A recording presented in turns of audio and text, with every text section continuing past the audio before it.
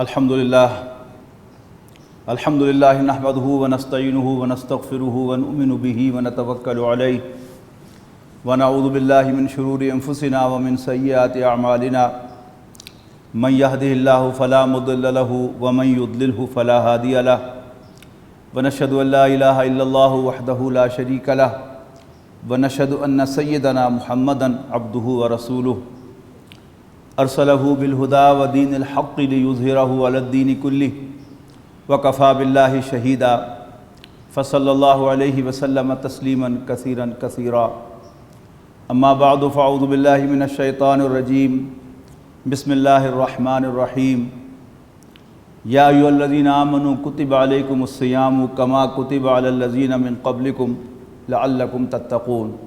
محترم بزرگوں، دوستو، عزیزوں اور بھائیوں، آج شعبان معظم کی 29 تاریخ ہے اور اللہ تعالیٰ کی برکتوں سے بھرا ہوا مہینہ یعنی رمضان کا مہینہ ہم پر سایہ کیے ہوئے ہے۔ آج نہیں تو کل انشاءاللہ چاند نظر آ جائے گا اور ہم انشاءاللہ رمضان المبارک کی تمام برکتوں سے فائدہ اٹھائیں گے۔ رمضان المبارک اور روزے کے بیان سے پہلے ایک وضاحت میں کرنا چاہتا ہوں کہ جس کی ضرورت ہم میں سے بہت سے لوگوں کو ہے اور ہمارے ذہنوں میں ایک کنفیوژن ہے، کوئی اس کو زبان پہ لاتا ہے اور کوئی بلکہ اکثریت اس کو زبان پر نہیں لاتی۔ وہ کنفیوژن یہ ہے کہ اللہ تعالیٰ کے ہاں دنوں کی تقویم کیا ہے، دنوں کا حساب کیا ہے، راتوں کا حساب کیا ہے۔ اس لیے کہ ہم جب اپنے ذہن میں سوچتے ہیں، یعنی ایک مغربی ماحول میں رہتے ہوئے، میں وضاحت کروں گا کہ اس سے میری مراد کیا ہے، تو ہمیں مختلف علاقوں میں مختلف تاریخیں اور دن اور رات نظر آتے ہیں۔ مغربی سوچ سے میری مراد یہ تھی کہ آج مغرب نے جو دنوں کی تقویم طے کی ہے اس کے مطابق سورج مشرق سے نکلتا ہے اور آج کا جو نقشہ ہمارے سامنے اس سیکولر ورلڈ نے یا ویسٹرن ورلڈ نے پیش کیا ہے، اس میں مشرق جو ہے وہ انڈونیشیا، ملائیشیا، آسٹریلیا اور نیوزی لینڈ ہے، اور مغرب جو ہے، ایکسٹریم مغرب جو ہے وہ امریکہ ہے۔ لیکن ہمارے حساب سے جو ام القریٰ ہے، قرآن مجید کی اصطلاح ہے مکہ مکرمہ کے لیے بستیوں کی ماں، the capital of the Islamic world, وہ مکہ مکرمہ ہے۔ اور یہ تو ہم جانتے ہی ہیں کہ ہمارے دین کی روح سے 24 گھنٹے والے دن کا آغاز غروب آفتاب سے ہوتا ہے، طلوع آفتاب سے نہیں ہوتا۔ لیکن چونکہ ہم دو چیزوں کو آپس میں ملا رہے ہیں، ہمارے ذہن میں دنوں کی اصل تقسیم مغربی ہے کہ دن کا آغاز آسٹریلیا سے، نیوزی لینڈ سے اور ملائیشیا اور انڈونیشیا سے ہوتا ہے،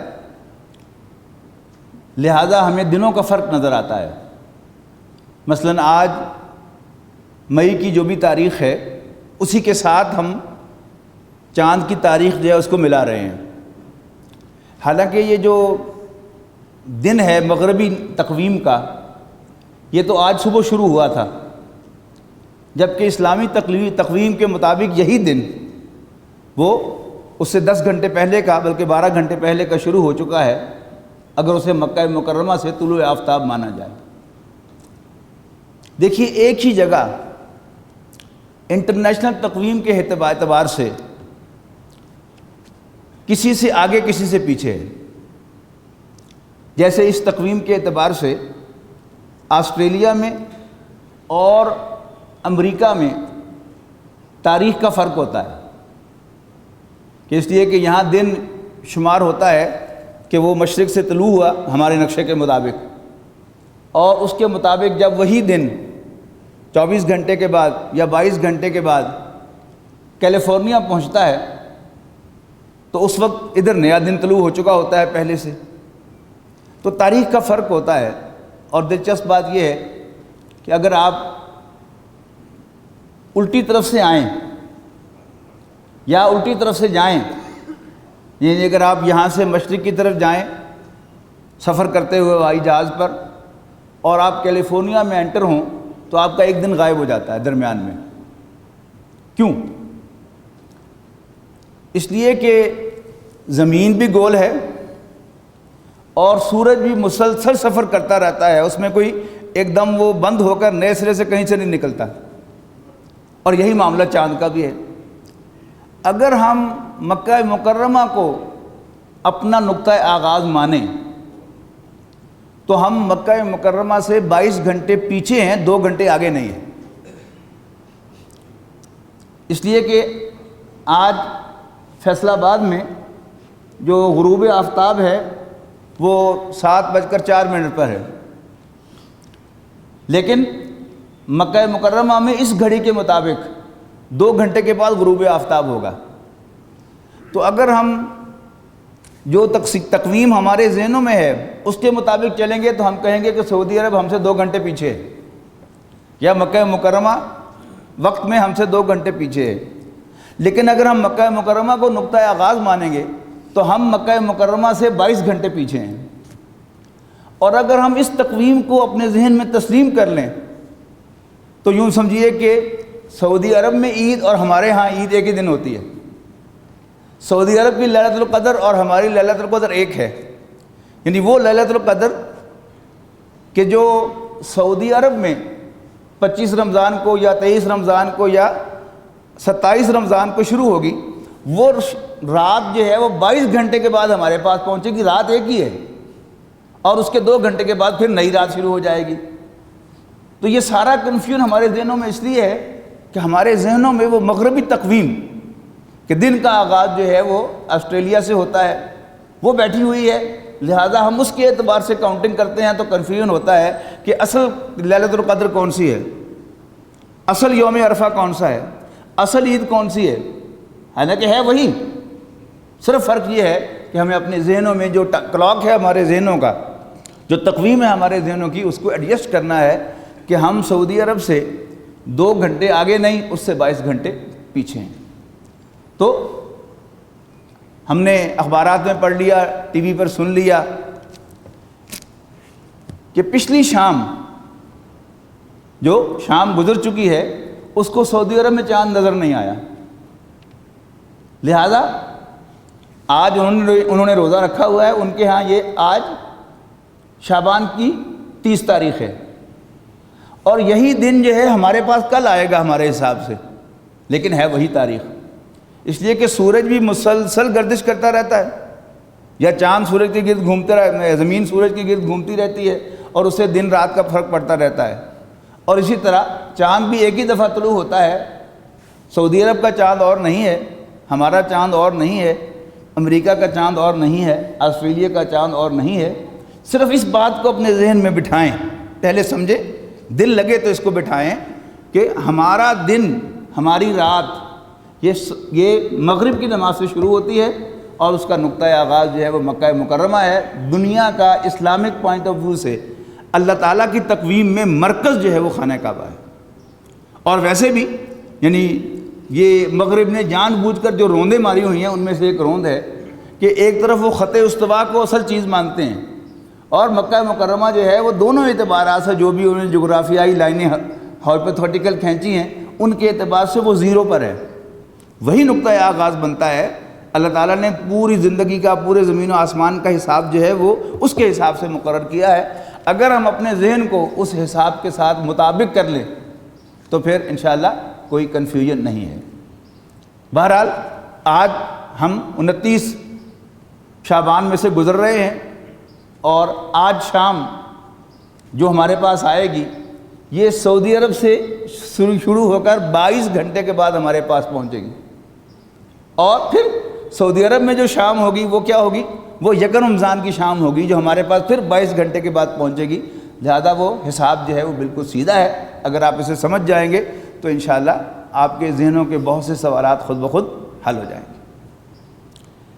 رمضان المبارک کی آمد ہے، اور ہم جانتے ہیں کہ یہ برکتوں والا مہینہ ہے۔ ہم جانتے ہیں کہ اس میں روزے رکھے جاتے ہیں، اور اللہ کے فضل و کرم سے ہم اس میں روزے رکھتے ہیں۔ ہم جانتے ہیں کہ اس میں تراویح کی ایک خاص نماز ادا کی جاتی ہے، اور انشاءاللہ ہم تراویح بھی پڑھیں گے، اور جہاں جہاں بھی کوئی موقع ہوگا، دن کے اوقات میں، شام کے اوقات میں موقع نہ ہو تو ہم اپنے طور پر قرآن مجید کی کثرت کے ساتھ تلاوت بھی کریں گے، اور قرآن مجید کو سمجھنے سمجھانے کی کوشش بھی انشاءاللہ کریں گے۔ یہ روزہ اصل میں ہے کیا؟ فرمایا یا ایھا الذین آمنوا کتب علیکم الصیام کما کتب علی الذین من قبلکم لعلکم تتقون۔ ایمان والو، تم پر روزہ رکھنا فرض کیا گیا ہے، یعنی صام یصوم صومن بھی اس کا مصدر ہے اور سیامن بھی اس کا مصدر ہے، دونوں کا مطلب ہے روزہ رکھنا۔ سیامن جو ہے یہ صوم کی جمع نہیں ہے، یعنی بالکل صوم ہی کی طرح کا یہ بھی ایک مصدر ہے۔ تم پر روزہ رکھنا فرض کیا گیا ہے جیسے تم سے پہلوں پر فرض کیا گیا تھا۔ کیوں؟ لعلکم تتقون، تاکہ تم متقی بن جاؤ، اللہ سے ڈرنے والے بن جاؤ۔ یعنی تقویٰ کے لفظی معنی تو بچ جانے کے ہیں، لیکن قرآن مجید کے نزول سے پہلے سے تقویٰ خوف خدا کے لیے عربی زبان کا محاورہ تھا۔ عرب ایک دوسرے کو کہتے تھے اتق اللہ، اللہ سے ڈر، اس لیے کہ وہ اللہ تعالیٰ کو خالق کائنات اور خود ان کا خالق مانتے تھے، رازق مانتے تھے، نفع اور نقصان کا مالک مانتے تھے۔ لیکن اس رکوع کی تیسری آیت میں فرمایا شہر رمضان الذی انزل فیہ القرآن ھدی للناس۔ رمضان کا مہینہ وہ ہے کہ جس میں قرآن مجید نازل فرمایا گیا لوگوں کے لیے ہدایت بنا کر۔ لیکن سورہ بقرہ کے آغاز میں کیا فرمایا؟ الف لام میم ذالک الکتاب لا ریب فیہ ھدی للمتقین۔ الف لام میم یہ وہی کتاب ہے بلا شبہ، ھدی للمتقین، فیہ ھدی للمتقین، اس میں لوگوں کے لیے ہدایت ہے۔ لا ریب فیہ کہہ لیں، اس میں کوئی شک نہیں، ھدی للمتقین یہ متقیوں کے لیے ہدایت ہے۔ تو اس میں کیا فرق ہے کہ قرآن مجید ایک طرف کا فرمایا گیا کہ یہ متقیوں کے لیے ہدایت ہے، اللہ سے ڈرنے والوں کے لیے ہدایت ہے، اور یہاں فرمایا جا رہا ہے یہ تمام لوگوں کے لیے ہدایت بنا کر بھیجا گیا، نازل کیا گیا۔ ان دونوں کے درمیان تطبیق یہ ہے کہ اللہ تعالیٰ نے قرآن مجید کو نازل تو فرمایا تمام نوع انسانی کے لیے ہدایت بنا کر، لیکن اس سے بالفعل رہنمائی، اس سے بالفعل ڈائریکشن وہی لے گا کہ جو اللہ سے ڈرنے والا ہوگا۔ یعنی کسی قانون کی پاسداری وہی کرتا ہے جو اس کو قانون کی سورس کو اہمیت دیتا ہے، اس سے ڈرتا ہے۔ پاکستان کی رٹ، حکومت کی رٹ کس پر قائم ہوگی؟ جو حکومت سے ڈرے گا۔ جس نے قانون کی پرواہ نہیں کرنی، جسے حکومت کے پکڑے جانے کا کوئی ڈر نہیں ہے، وہ اس کی پابندی نہیں کرے گا۔ اور ہمارا روز کا تجربہ ہے، ہم جانتے ہیں کہ ٹریفک کے قانون ہمارے فائدے کے لیے بنے ہیں، لیکن رات کا وقت ہو اور کہیں کوئی وارڈن بھی دور دور نظر نہ آئے تو ہمیں سے اچھے خاصے لوگ ریڈ سگنل توڑ لیتے ہیں، حالانکہ معلوم ہے کہ اگر آپ ریڈ سگنل توڑیں گے تو جو گرین سگنل والا ہے وہ تیزی سے یہاں سے گزرے گا، اور اندیشہ ہے کہ کوئی حادثہ پیش آئے گا، لیکن اس کے باوجود چونکہ پکڑنے والا، دیکھنے والا کوئی نہیں، چالان کرنے والا کوئی نہیں، تو ہم سگنل توڑ لیتے ہیں۔ اللہ تعالیٰ کے احکام پوری زندگی میں، صبح کے، شام کے، دن کے، رات کے، سونے کے، جاگنے کے، آرام کرنے کے، کام کرنے کے، اس پورے قرآن مجید میں اور نبی اکرم صلی اللہ علیہ وسلم کی حدیث میں اس اضافے کے ساتھ ہمیں معلوم ہے۔ لیکن غالب نے کہا تھا کہ جانتا ہوں ثواب طاعت و زہد پر طبیعت ادھر نہیں آتی، کہ ہمیں اللہ تعالیٰ کے احکام بھی معلوم ہیں اور یہ بھی معلوم ہے کہ اگر اللہ تعالیٰ کے احکام پر عمل کریں گے تو اللہ تعالیٰ کی طرف سے انعام پائیں گے، اور اگر اللہ تعالیٰ کے قوانین کو توڑیں گے تو اللہ تعالیٰ کی طرف کے مستحق ہوں گے، لیکن اس کے باوجود طبیعت ادھر نہیں آتی۔ کس چیز کی کمی ہے؟ اصل میں وہ کمی جو ہے وہ تقویٰ کی کمی ہے، کہ اگر ہم تجزیہ کریں، یعنی میں اپنا تجزیہ کروں دیانتداری کے ساتھ، تو میں آپ سے ڈرتا ہوں، اپنے ملنے والوں سے، جاننے والوں سے ڈرتا ہوں۔ میں کوئی کام آپ حضرات کے سامنے ایسا نہیں کروں گا جس کے بارے میں محسوس کروں کہ آپ کیا کہیں گے کہ ہمیں نصیحتیں کرتا ہے اور خود یہ حرکتیں کرتا ہے، لیکن اللہ تعالیٰ سے نہیں ڈرتا۔ قرآن مجید میں ایک مقام پر بڑی خوبصورت بات آئی ہے کہ اللہ تعالیٰ قیامت کے دن پوچھے گا، جب اعضاء گواہی دیں گے انسان کی، اس کے ہاتھ، اس کے پاؤں، اس کی آنکھیں، اس کے اعضاء گواہی دیں گے اس کے خلاف، تو اللہ تعالیٰ فرماتا ہے کہ انسان بہت حیران ہو کر اپنے اعضاء سے کہے گا لما شہدتم علینا، کہ تم ہمارے خلاف کیوں گواہی دے رہے ہو؟ اللہ تعالیٰ کہے گا کہ تم مجھ سے نہیں شرماتے تھے، لہذا تمہاری یہ ساری کی ساری جو پوزیشن تمہارے سامنے آ رہی ہے، اگر تم مجھ سے شرماتے اس یقین کے ساتھ کہ میں ہر جگہ موجود ہوں، تو پھر تمہیں آج یہ شرمندگی برداشت نہ کرنی پڑتی۔ جب انسان کے دل سے خوف خدا نکل جائے، ہیزیٹیشن نکل جائے، تو پھر انسان کچھ بھی کر سکتا ہے۔ عربی کا ایک خوبصورت محاورہ ہے کہ بے حیا ہو جا اور پھر جو مرضی کر۔ یہ ہیزیٹیشن جو ہے یہ انسان کے لیے بہت بڑی بلیسنگ ہے کہ انسان کوئی برا کام کرنے سے ہیزیٹیٹ کرے، حیا کرے، گھبرائے، ڈرے، اور اگر انسان سے یہ ہیزیٹیشن نکل جائے تو پھر انسان کچھ بھی کر سکتا ہے۔ تو ہمارا اصل پرابلم کیا ہے؟ ہمارے بہت سے مسائل اس خوف خدا کے نہ ہونے کی وجہ سے ہیں۔ انسان کی آئلی زندگی جو بظاہر ایک خالص دنیاوی کام ہے، اس کا آخرت کے ساتھ کوئی تعلق نہیں ہے۔ کوئی مومن ہو یا کافر ہو، مشرق کا رہنے والا ہو یا مغرب کا رہنے والا ہو، وہ شادی بیاہ کرتا ہے، اور اس شادی بیاہ کی زندگی میں اس کو مسائل بھی پیش آتے ہیں، اور پچھلے کئی جمعوں میں ہم نے تفصیل سے آئلی زندگی کے مسائل کو ڈسکس کیا، آپ کو یاد ہوگا۔ سورہ طلاق، اس کا پہلا رکوع جو ہے وہ طلاق ہی سے متعلق بحث کرتا ہے۔ بہت عجیب ہے وہ رکوع۔ اس کا آغاز ہوا کہ اے نبی، جب بھی اپنی بیویوں کو طلاق دو تو ان کو عدت کے حساب کو ذہن میں رکھتے ہوئے طلاق دو، یعنی ان کے ایام کے لحاظ سے، اور اس عدت کا حساب رکھو۔ واتقوا اللہ، اللہ سے ڈرو، ربکم، جو تمہارا رب ہے۔ اور پھر فرمایا انہیں اپنے گھروں سے نہ نکالو، نہ ہی وہ خود اپنے گھروں سے نکلے، الا کہ ان میں سے کسی نے سری بے حیائی کا ارتکاب کیا ہو۔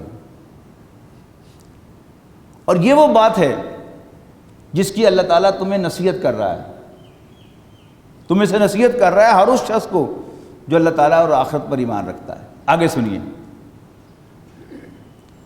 تمہیں کیا پتا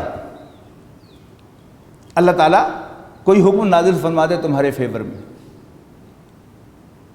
اور پھر فرمایا کہ جب ان کی عدت پوری ہو جائے، یعنی پوری ہونے کے قریب ہو، تو چاہے تو انہیں عزت کے ساتھ اپنے پاس رکھ لو، ریٹین کر لو، ان کو ڈیٹین کر لو اپنے پاس، اور چاہو تو انہیں باعزت طریقے سے فارغ کر دو۔ اور دیکھو، 2 گواہ مقرر کر لیا کرو اپنے میں سے مردوں کے، اور چاہیے کہ گواہی کو پورا کرو۔ اور یہ نصیحت اللہ تعالیٰ فرماتا ہے ہر اس شخص کو کہ جو اللہ تعالیٰ اور آخرت پر ایمان رکھتا ہے۔ ہاں، یہ حصہ جو ہے یہ وہ یہاں پر تھا، وہاں ایک اور حصہ تھا پہلی آیت کے آخر میں۔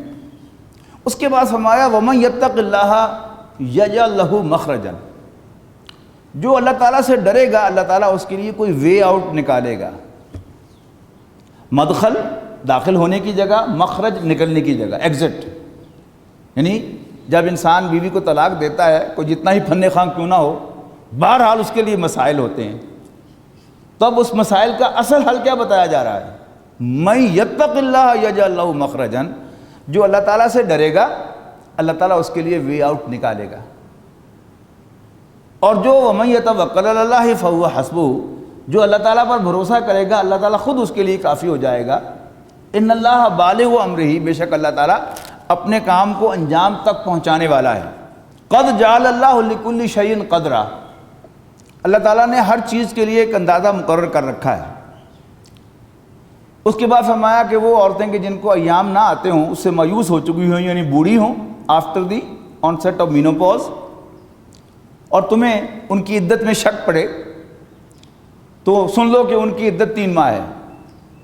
اور حمل والیوں کی عدت اس وقت ہے جب وہ ڈلیور کر لیں بچے کو. پھر فرمایا وَمَن يَتَّقِ اللَّهَ يَجْعَل لَّهُ مِنْ أَمْرِهِ يُسْرًا، جو اللہ تعالیٰ سے ڈرے گا اللہ تعالیٰ اس کے کام میں آسانی پیدا کرے گا.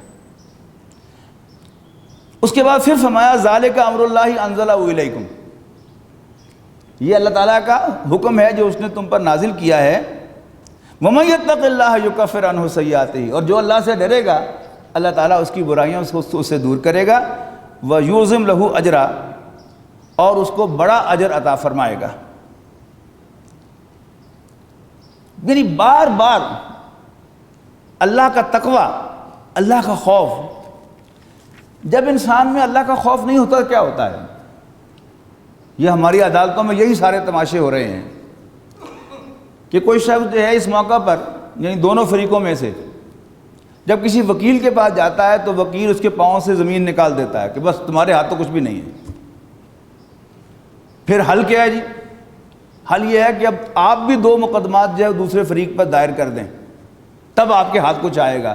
لہذا وہ بھی 2 اچھے دیندار لوگ، اچھے شریف لوگ، وہ جھٹ اس کے لیے تیار ہو جاتے ہیں اور 2 جھوٹے مقدمے جو ہیں وہ دوسرے فریق پر دائر کر دیتے ہیں. کس خیال سے کہ وہ کام تو بڑا خراب ہو گیا، اب تو بغیر جھوٹ بولے اور کوئی جھوٹا مقدمہ دائر کیے بغیر اب کچھ ہاتھ میں نہیں آئے گا. اللہ تعالیٰ بار بار کیا ریشور کر رہا ہے؟ تم مجھ سے ڈرو، میرا تقوی اپنے دل میں پیدا کرو تو میں سارے مسائل کو حل کر لوں گا. اور اللہ تعالیٰ اس پر قادر ہے کہ نہیں؟ وہ جو دعائے استخارہ کے الفاظ ہیں بڑے خوبصورت الفاظ ہیں. اللہ تعالیٰ کے نبی کے سکھائی ہوئی ہر بات کے کیا ہی کہنے ہیں کہ اس کے الفاظ ہیں کہ اِنَّكَ تَقْدِرُ فَلَا وَلَا أَقْدِرُ فَإِنَّكَ تَعْلَمُ وَلَا أَعْلَمُ، بے شک تو سب کچھ جانتا ہے مجھے کچھ معلوم نہیں. وَتَقْدِرُ وَلَا أَقْدِرُ، اور تیرے پاس ہر قدرت ہے اور میرے پاس کوئی قدرت نہیں ہے. اِنَّكَ أَنْتَ عَلَّامُ الْغُيُوبِ، بے شک تو تمام چھپی باتوں کا جاننے والا ہے. اس پر ہمارا ایمان ہے نا. لیکن اس کے باوجود ہم میں سے ہر شخص پریشان ہے. یہ پریشانی کس بات کی ہے؟ یہ اللہ تعالیٰ سے دوری کی پریشانی ہے. ہمارے دلوں میں خوف خدا نہیں رہا. اور جیسے ہمارے دلوں میں خوف خدا نہیں رہا، وکلاء بھی ہم ہی سے ہیں، ان کے دلوں میں بھی خوف خدا نہیں ہے. انہیں اپنی فیس سے غرض ہے، انہیں اپنے بزنس سے غرض ہے. لہذا وہ آپ کو الٹی پٹی پڑھاتے ہیں، ہمیں الٹی پٹی پڑھاتے ہیں، اور ہمارے دلوں میں بھی خوف خدا نہیں ہے. ہم بھی انہی کی بات پر عمل کرتے ہیں. اور یہ صرف ڈاکٹرز ہی نہیں ہے، وکلاء ہی نہیں ہیں، ہماری ڈاکٹر کمیونٹی جو ہے اس کو بھی اللہ ہی حافظ ہے. خوف خدا وہاں بھی نہیں ہے. بہت سے آپریشنز، بہت سے علاج آج جو ہمارے ہاں ہو رہے ہیں، اور یہ صرف ہمارے ملک کی بات نہیں ہے، ساری دنیا میں وہ سب جو ہیں وہ اس پروفیشن کو سامنے رکھ کر کیے جاتے ہیں. زیادہ سے زیادہ کمائی کو پیش نظر رکھ کر کیے جاتے ہیں. اللہ تعالیٰ ہم سب کو معاف کرے. تو خوف خدا جو ہے بہت بڑی چیز ہے. لیکن جیسا کہ میں نے عرض کیا کہ میں آپ سے ڈرتا ہوں، حالانکہ مجھے اللہ تعالیٰ سے ڈرنا چاہیے. اب سوال یہ ہے کہ یہ خوف خدا کیسے پیدا ہو؟ تو اللہ تعالیٰ سیل لگا رہا ہے خوف خدا کی. یا ایھا الذین آمنوا کتب علیکم الصیام، کما کتب علی الذین من قبلکم لعلکم تتقون، ایمان والو تم پر روزہ رکھنا فرض کیا جا رہا ہے جیسے تم سے پہلوں پر فرض کیا گیا تھا، لعلکم تتقون، شاید کہ تم متقی بن جاؤ، یعنی تاکہ تم متقی بن جاؤ۔ تو جیسے میں محسوس کرتا ہوں، آپ بھی محسوس کرتے ہیں نا کہ ہمیں خوف خدا کی کمی ہے۔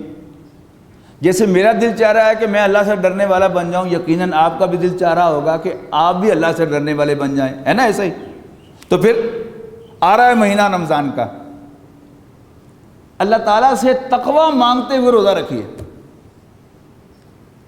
کہ اللہ اے میرے رب تو میرے دل میں اپنا خوف پیدا کر دے۔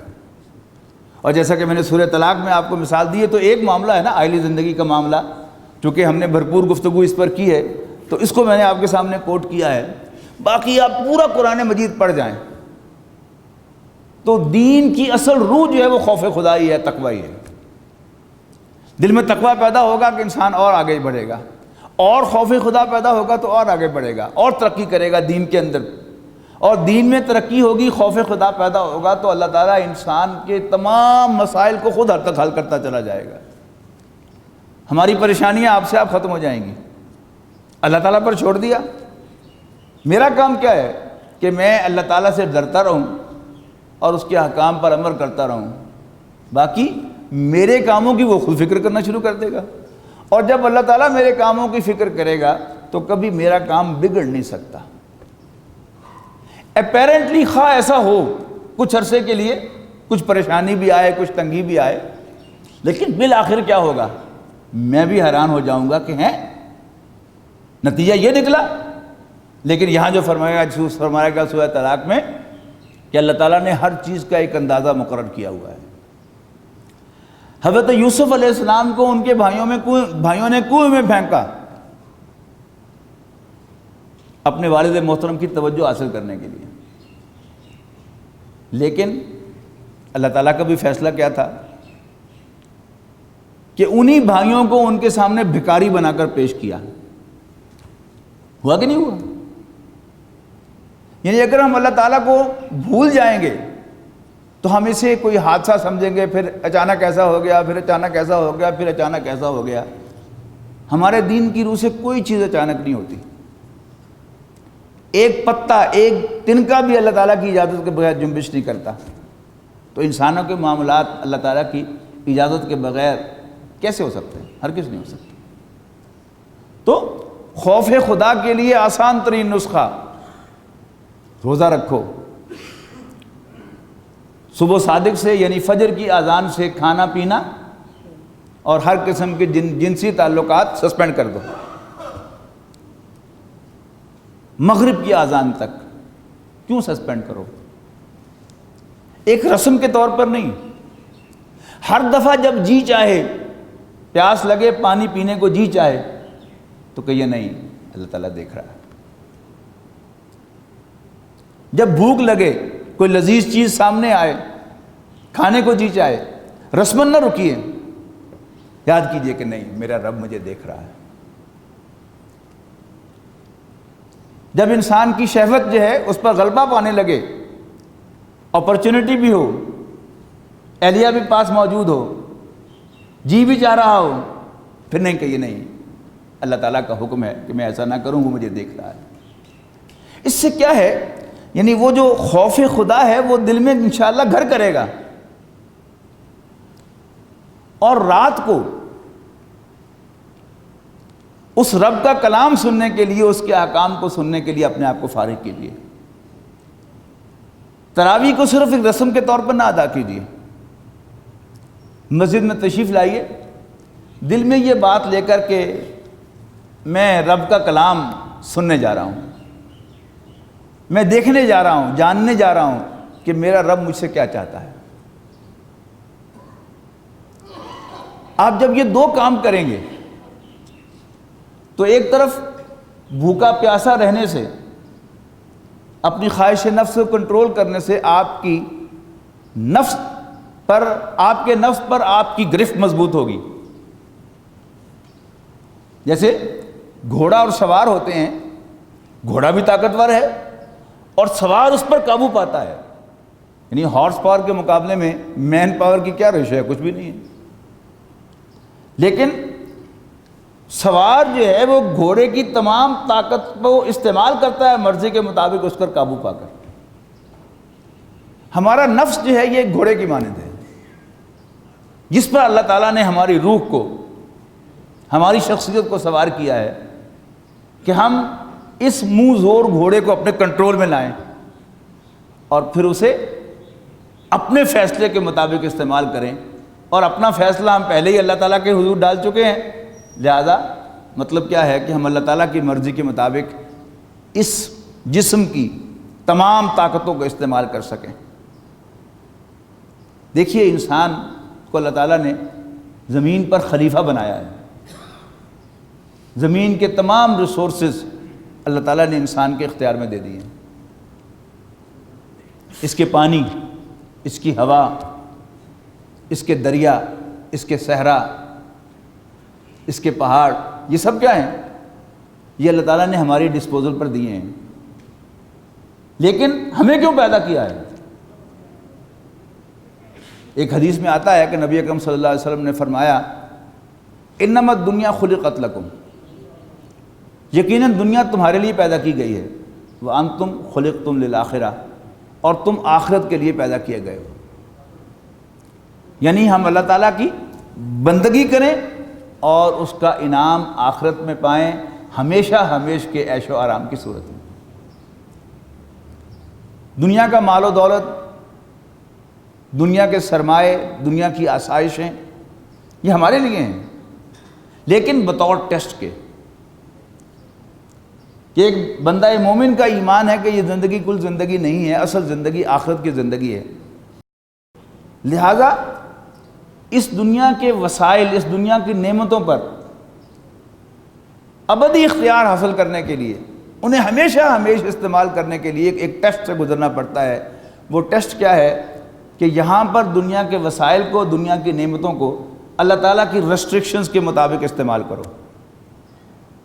جہاں اللہ تعالیٰ الاؤ کرتا ہے استعمال کر لو، جہاں اللہ تعالیٰ الاؤ نہیں کرتا، اللہ تعالیٰ اس کو استعمال کرنے کی اجازت نہیں دیتا، خواہ تمہاری دسترس میں ہو، تمہاری پہنچ میں ہو، تمہارے کنٹرول میں ہو، تمہارے بس میں ہو، پھر بھی اس کو استعمال نہ کرو.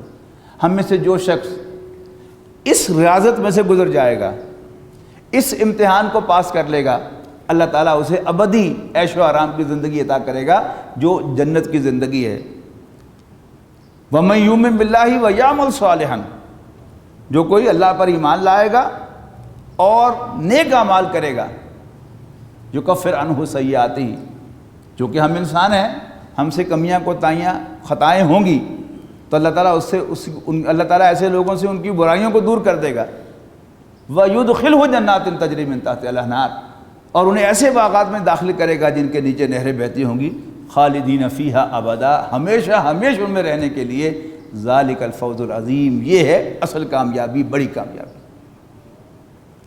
اور جو اس کا انکار کرے گا، والذین کفروا وکذبوا بآیاتنا، البتہ وہ لوگ جو جھٹلائیں گے اور ہماری آیات کا انکار کریں گے، ہماری نشانیوں کا انکار کریں گے، ان کے لیے ہمیشہ ہمیش کی آگ ہے. والذین کفروا وکذبوا بآیاتنا اولئک اصحاب النار، یہ آگ والے ہیں، اہل جہنم ہیں.